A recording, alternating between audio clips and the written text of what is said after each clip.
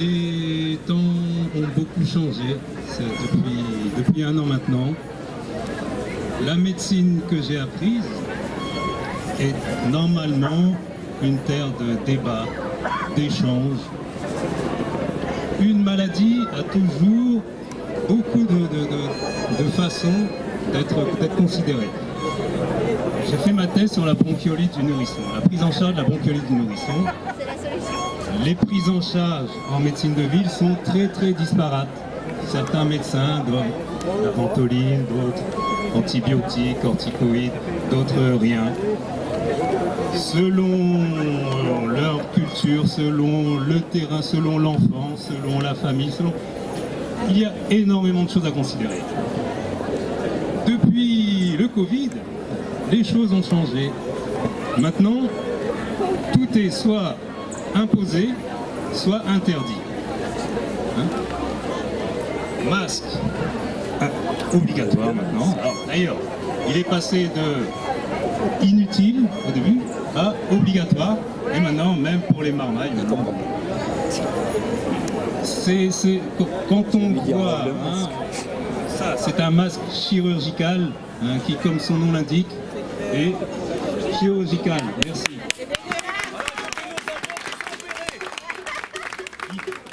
Le fait d'affirmer que c'est sans danger pour les enfants, ça me laisse vraiment pantois. Je ne comprends pas comment j'entends des confrères qui disent ça, je ne comprends pas. Les enfants sont très difficiles à sonder. Qui sait ce qu'il y a dans la tête de votre marmaille? Même vous, même nous les parents, c'est parfois très complexe. Pour les médecins, c'est complexe également, mais affirmer que mettre un masque sur les enfants n'a pas de conséquences, les bras m'en tombent. J'imagine bien que c'est faux, évidemment.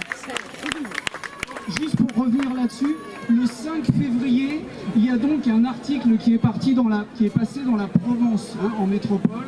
Donc il y a un médecin qui s'est amusé à prendre donc par un oxymètre le taux, effectivement, l'oxygène dans le sang. Normalement, c'est quelque chose, quand on va bien, tu me dis si je dis une bêtise, c'est entre 98, 99 et 100%. C'est le nombre d'oxygène qui est transmis par les globules rouges.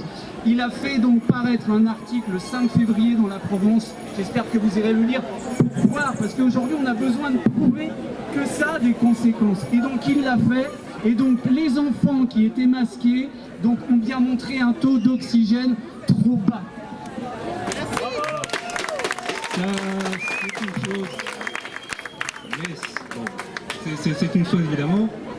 Mais si vous voulez mon avis, qui n'est pas que le mien d'ailleurs, il y a des conséquences immédiates sur l'oxygénation, mais bon, les enfants sont de ce point de vue-là possiblement plus protégés que les gramounes. En revanche, en ce qui concerne les conséquences psychologiques, il est très possible qu'on aille devant un désastre sans qu'on puisse rien démontrer. Ce n'est pas des choses démontrables puisque ce sont des conséquences qui surviendront dans 10 ans, dans 15 ans, dans 20 ans, 30 ans, que sais-je. Et donc, il s'agit évidemment de sortir là le principe de précaution. Le principe de précaution voudrait qu'on interdise de mettre des masques aux enfants. Ça, c'est le principe. Mais aussi, il faut s'interroger sur le bénéfice d'une telle mesure de masquer les enfants. Ah, c'est la même chose, j'avoue que je ne vois pas où ils veulent en venir avec ça. Je ne comprends pas.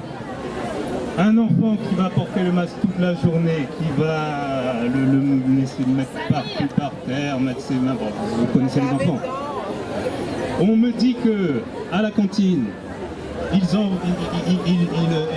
enfournent leur fourchette et ils remettent le masque.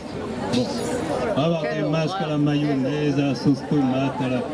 Bon, là, je ne comprends pas. J'ose espérer qu'une étude n'a pas validé de telles pratiques, mais sinon il faut se poser la question pourquoi on nous impose ça. Donc, le masque, c'est une chose, et c'est pour les mesures qu'on nous impose, hein, en ce qui concerne le confinement, le couvre-feu, ça c'est des choses que je n'ai pas apprises dans les livres de médecine, ça n'existe pas ça. Je ne comprends pas comment, en enfermant à la maison des cas positifs avec des cas négatifs, on va lutter contre la transmission. Je ne comprends pas comment, avec un couvre-feu à partir de 22h ou 18h30, hein, on va freiner quoi que ce soit. Ça a explosé là. Ça me paraît être très éloigné de la science. Donc pour tout ça, évidemment le collectif ici soutient notre manifestation et ça fait plaisir de voir tout le monde.